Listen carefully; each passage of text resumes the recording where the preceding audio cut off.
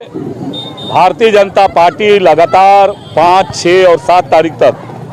राज्य के सभी नगर निकायों में हम धरना के माध्यम से इस बात को सरकार तक पहुंचाने का काम कर रहे हैं कि एक तो नगर निकाय में जिस प्रकार से लगातार जो जनता का अधिकार है, जनता के जो चुने हुए प्रतिनिधि है, शहरी क्षेत्र की जनता अपना भाग्य खुद लिखने का काम करे, इसको लेकर के हम लोगों ने विधानसभा से लेकर के सड़क तक लगातार मांग किया। और अब आज माननीय उच्च न्यायालय के आदेश पर चुनाव कराने की प्रक्रिया जब प्रारंभ हुई है, तो अभी भी वर्तमान इंडिया अलायंस की सरकार लगातार किसी न किसी प्रकार से टाल मटोल करने का काम कर रही है। इसीलिए एक तो पार्टी का सीधा मानना है कि नगर निकाय चुनाव आप शीघ्र कराइए। दूसरा, जो बहुमत की सरकार अपने आप को कहती है, जिसको ईवीएम के माध्यम से ही राज्य की जनता ने जनादेश दे करके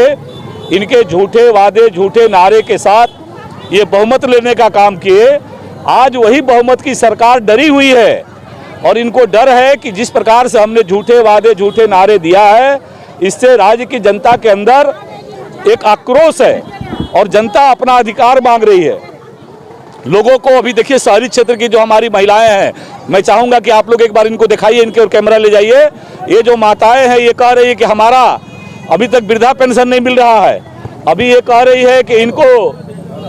आवास नहीं मिल रहा है, सुनिश्चित हो पा रहा है, बिचौलियागिरी हावी है। इसलिए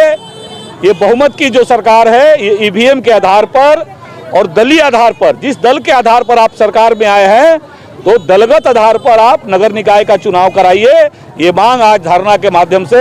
हम सब लोग करते हैं। आज राजमहल के अंदर जो शासन व्यवस्था है, कितना संवेदन शून्य हो गया है कि एक व्यक्ति इसी राजमहल प्रखंड का, बाबूपुर का, जिसको स्थानीय मीडिया के साथियों ने दिखाने का काम किया था, सदर अस्पताल में आता है, उसको मृत घोषित कर दिया जाता है,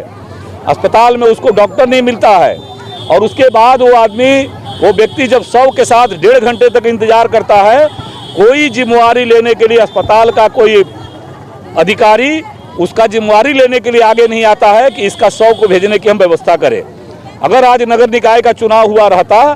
तो यहाँ हमने नगर निकाय में मोक्ष वाहन हमने अपने विधायक निधि से दिया था अपने कार्यकाल में। कम से कम नगर पालिका का जो चेयरमैन रहता, जो वाइस चेयरमैन रहता,